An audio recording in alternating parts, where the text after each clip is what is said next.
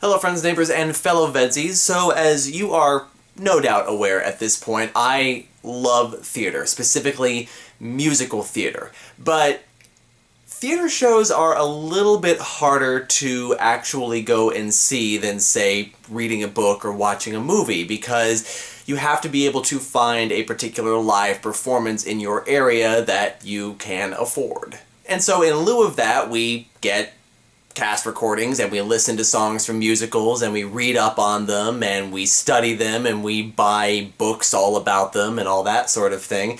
But there's still nothing that really beats the experience of seeing a musical live. And so I have a whole bunch of musicals that I absolutely love, that maybe I have listened to the cast recording over and over again and memorized all the songs, or maybe I just love the concept and the idea behind it, but I haven't gotten to see yet. So I still consider these musicals to be favorite musicals, but in kind of a different way. And so today I am going to look at my top 10 list of my favorite musicals that I have not yet seen. Number 10. Sunday in the Park with George. So I've said before that Stephen Sondheim is a musical theater composer that I really just want to get. I want to better understand what makes his music work, because Sondheim does not write in conventional ways. And I feel like Sunday in the Park with George is kind of quintessential Sondheim. Like, if I get this musical, then I will be that much closer to understanding Sondheim. And so I really, really want to see this show for that reason, if for no other. The show is another example of Act 1 and Act 2 telling two different stories, telling the story of two different artists, one from the past and one from the present day, who are connected and related to each other. And it just feels like this is a really, really profound and interesting way to tell their stories. And I don't know an awful lot about how the stories actually progress, but it's a musical that I'm really, really curious about and I really want to see fully realized. Number 9, Disney musicals. So up until recently, The Lion King was on this list because of the many, many different ways that it needed to be adapted from the screen version to become the stage version that it is, and a lot of the interesting things that went into the direction. I really wanted to see it fully realized. But earlier this year, I actually did get to see a production of The Lion King, and I absolutely loved it, and it really made me want to see more of these Disney stage musicals. I've already seen Beauty and the Beast a couple of times, and I was able to work on the Broadway junior productions of both Aladdin and Mulan, but there's a lot more out there and a lot more I want to see. The full version of Aladdin, and honestly, even The Little Mermaid. Like, I was hesitant to see The Little Mermaid musical at first, but after hearing a little bit more about it, I'm kind of curious to see this musical and see some of the changes that they made to the story. The nice thing about these musicals is that not only are they finding creative ways to take the animated movies and adapt them for the stage, but they're also allowed to update some of the older movies and update some things that maybe after 20 years should really be updated, and I'm looking at you, Aladdin. So I'm looking forward to seeing what other musicals they decide to put out on stage and seeing those as well. Number 8, Songs for a New World. I hesitated whether to put this on this list because I have seen a recording of a production of this. It was actually done by one of the guys who wrote the music for a Harry Potter musical, incidentally. He put together this production of Songs for a New World at his high school or college, one or the other, and they made a recording of it and it was up on YouTube. So I have actually seen this realized, but I still kind of want to see it actually live, because it feels like there would be an energy to this show that you wouldn't get just watching it on a video. The musical doesn't have a story per se, it has a series of songs. It's basically a musical review of Jason Robert Brown songs, but they all revolve around this theme of coming to that make or break moment in your life. There are a bunch of different characters, all played by an ensemble of 4 actors, and it just seems like it would be really, really interesting to see what sort of things they would do with this review to make it more than just a series of songs. And obviously I love all the music from this show. Jason Robert Brown was very, very big at my college when I was there. A lot of vocal majors did Jason Robert Brown songs of one sort or another, and I absolutely love his music, and this is one of my favorite musicals of his. So yeah, I want to see this one. Number 7. Avenue Q. This is another musical that was very big while I was in college, but I was actually kind of surprised when I started listening to the soundtrack of this, just how good a story this is. Like, obviously it's meant for jokes, it's meant to be like Sesame Street on marijuana or whatever, but it's also kind of like if Sesame Street was made to address adult problems rather than children problems. And there's a lot of really, really good material in this. And obviously, you know, all the stuff with the puppets, I really want to see that realized as well. And so I would love to see the actual story of Avenue Q. I've listened to the music quite a bit, and I know the general outline of the story, but I would love to actually see it done on stage with the full puppetry, with all the stuff. I just think it would be a lot of fun. Number 6. The Baker's Wife. This is kind of a weird one. It's one of the more obscure Stephen Schwartz musicals.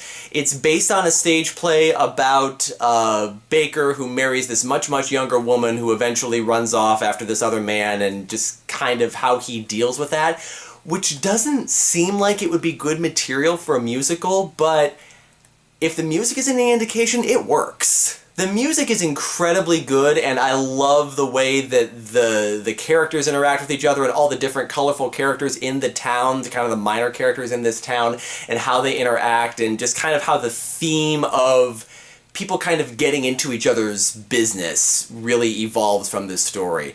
And it's another one where I know the music better than I know the actual story and all the stuff that's realized on stage, but I would really love to see this. Even though it seems like kind of strange subject for a musical, I still think it would be really, really interesting to see. Number 5. Pippin.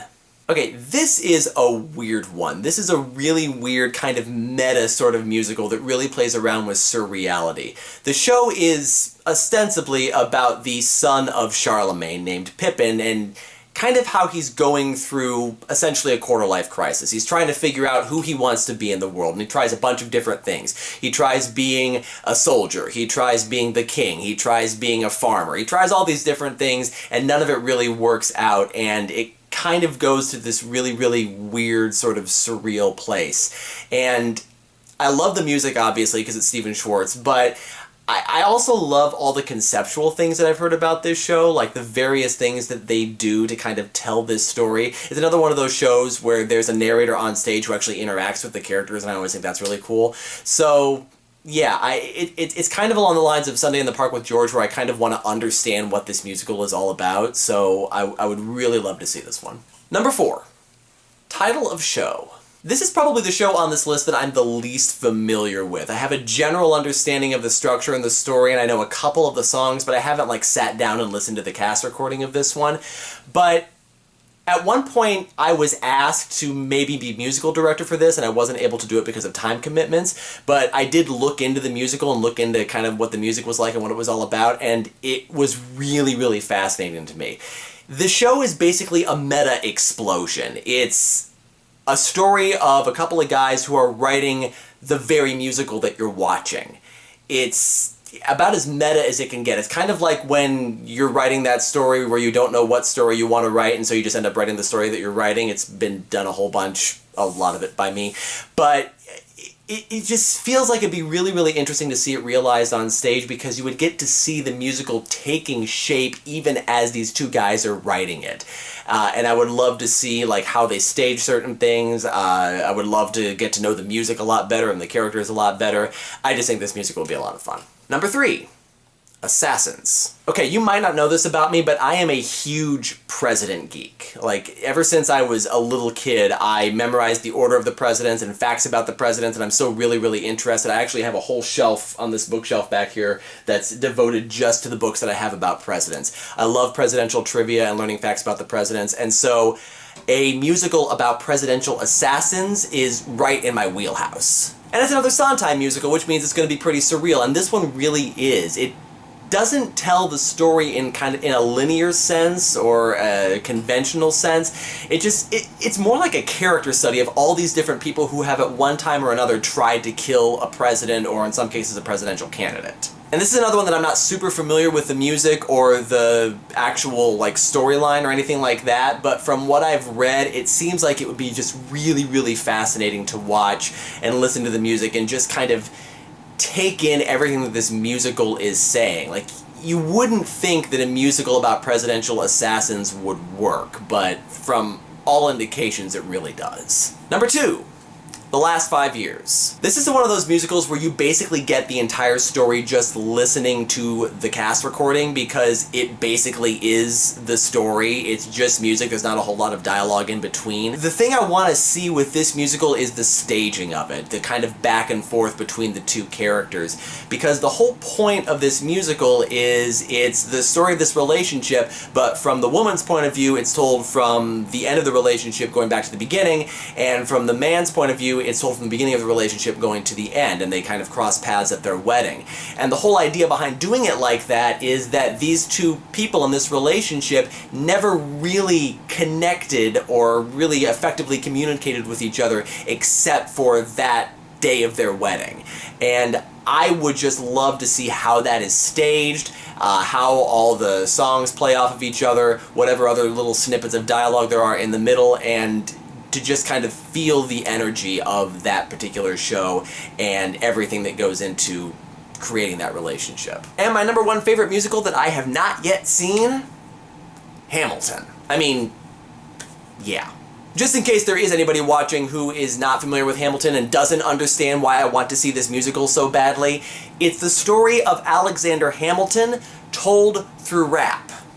Okay, that might not sell it, but trust me, it's great. Lin-Manuel Miranda is a brilliant musical composer, he is a brilliant songwriter, he's a brilliant storyteller. And it's another one of those musicals where you get most of the story from the actual cast recording, just listening to the songs, and I've listened to the cast recording over and over and over again, but there's just something about seeing it on stage and seeing everything fully realized. It's why so many people want to see this show. There's just something about it, about this story, and about the way that it's told that has kind of a universality to it. I could ramble about Hamilton for days, and actually I did ramble about it for quite a while on the first episode of the podcast that I do with Coded Lock Films. We talk stuff, and if you want more details about my feelings about Hamilton, you can definitely go and listen to that. But yeah, I want to see Hamilton. Really, really bad. And I probably won't get to see it for a long time, but I want to see it. So those are my top 10 favorite musicals that I have not yet seen, but would really, really like to see. Thank you for watching, and until next time, friends and fellow VEDSies, I'll see you tomorrow.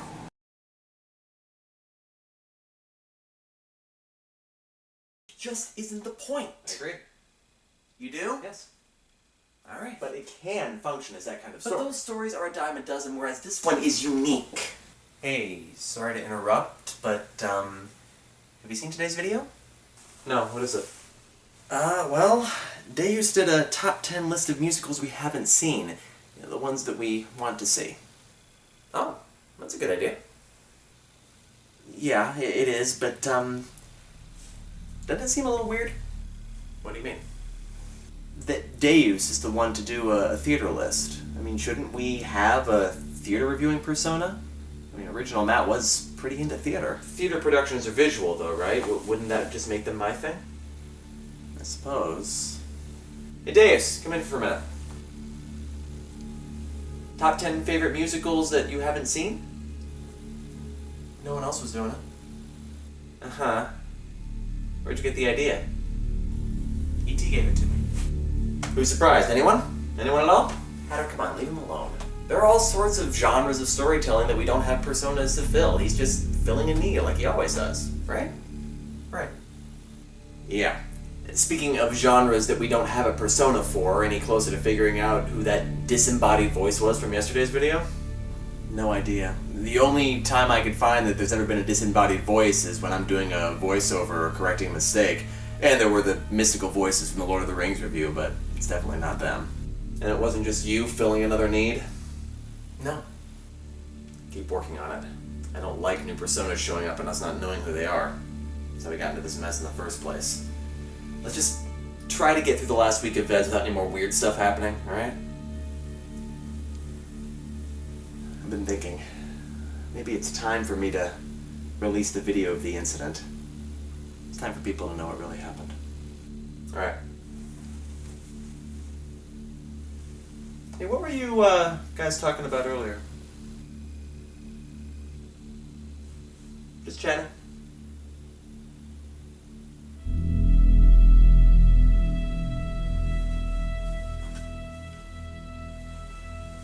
Alright, seriously, this conversation ends now. We're already too deeply into this for our own good. Right. So I win. You don't win. Alright. Convince me otherwise.